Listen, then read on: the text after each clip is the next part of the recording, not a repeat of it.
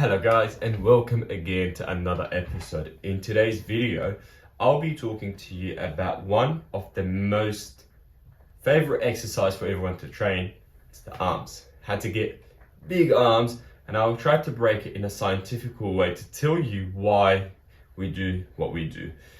And if you stay till the end of the video, I will be telling you exactly how to put all these exercises together, and then we'll go from there. So stay tuned.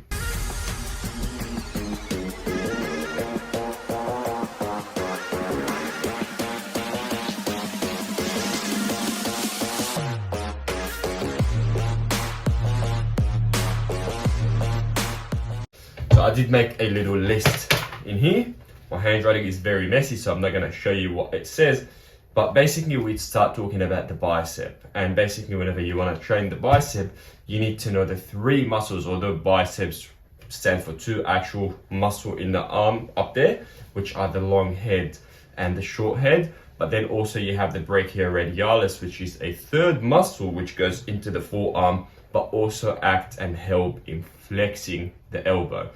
So knowing that, it will tell you what you kind of need to do to optimize your training for them. And knowing the insertion, so where the actual muscle originates, you will be able to bias one head more than the other if you need to. But if you follow the training program that I have at the end of the video, you'll be able to pretty much nail all the different heads of the bicep and the tricep in one go.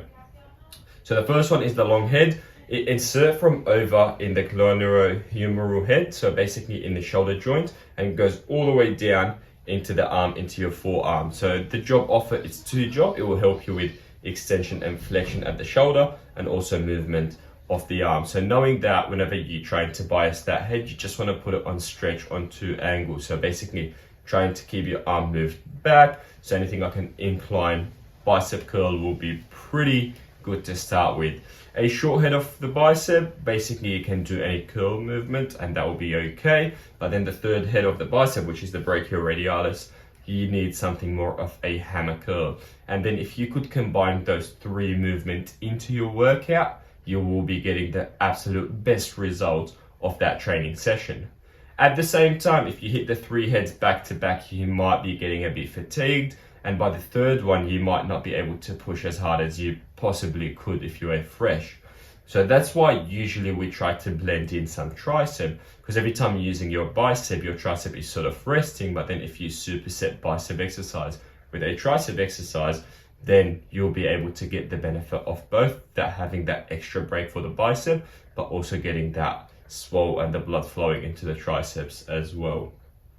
On a tricep, tri stands for three. So also you've got three heads. You've got your long head, your short head, and the medial head. Again, some people say changing your hand positioning will help in biasing some of it. I believe it's movement of the joint, because knowing that the long head crosses over two joints, if you move your arm into the overhead position, similar to a skull crusher or an overhead tricep extension with a cable, it will give you a better contraction in that sort of long head. But then if you want to focus on the short head, a normal press down seems to be optimal for me. Bodyweight exercises I like, such as the dips and sort of close grip push-ups, because they work on that medial head, the middle head of the tricep. And obviously you can't really sort of specify one muscle fiber when you're training in that training. So the way I put it all together, every time I would start with my training, especially if I'm doing just arms, I will start with a compound lift. I'll start with a heavy compound, usually something like a barbell bicep curl. And again, I don't go heavy straight away. So I try to work up with the weight, because obviously if you start with the heavy weight, your risk of injury will be higher. You want to make sure that all the sort of stability muscles in your forearm and wrist are also engaged to prevent any injuries and like reduce your risk of injury. Making sure your shoulders stay still throughout the movement. So you're not trying to swing from the shoulders, you're trying to keep your shoulders still, pin them back and down, and then just moving from the arm. Using a narrow grip or wide grip also will change which head of the bicep you bias, but a normal grip is fine for the most part. Usually as soon as I finish my compound movement for the bicep, I'll jump straight into a cable tricep press down, in which I'll push straight down and back up. And if you see in the video that I'll have linked on this side here, you'll see how I sort of push my hips back, allowing my shoulders to come a bit forward into shoulder flexion. And that will allow the head of the tricep to actually extend over the two joints, which is my shoulder joint and my elbow when I press down, biasing that long head slightly more than just a neutral sort of standing position. And I'll do 3 sets of each exercise, and I'll usually finish my biceps first and then go to the tricep, finish the triceps after, and then move on to the next exercise. The next exercise that I would go for is a bicep hammer curl. Again, working on that bicep, but also you're trying to work on the brachioradialis, which is that muscle that crosses into the forearm. From their standing position or seated position, I find it to be a lot harder in a seated position and when you do both arms at the same time, because what that does is prevent you from swaying from side to side. And although it's very minimal movement, it actually helps quite a lot. I do tend to go with a very heavy weight, and that's why I'll do the standing single arm weight. But if you want to challenge yourself, I would do it seated, back supported, keep your back, and then from there going up and back down without letting your elbows move back and forth. And then I have another cue about it, which is basically to try to engage that arm. If you want to focus a bit more on the forearm, what you need to do as you lift up, try to move your thumb up. We call this radial deviation, just that motion. So as you lift up, trying to lift your thumb up as well. You'll feel your forearm so much more than if you keep your hand down like this. The wrist So up in that give that a shot. Now, once we finish that, we're going to go for another tricep exercise. This exercise is very similar to a skull crusher. Well, indeed, it is a skull crusher, but it's a single arm with a dumbbell exercise. I've learned this one at uni when we were assessing the tricep activity. So if we want to assess someone's tricep, we get them in that position, and then from there, just going up and back down, we'll be able to sort of assess if their muscle firstly is working properly, and then you could also determine if they have any compensating strategy, so lat activation or chest activation.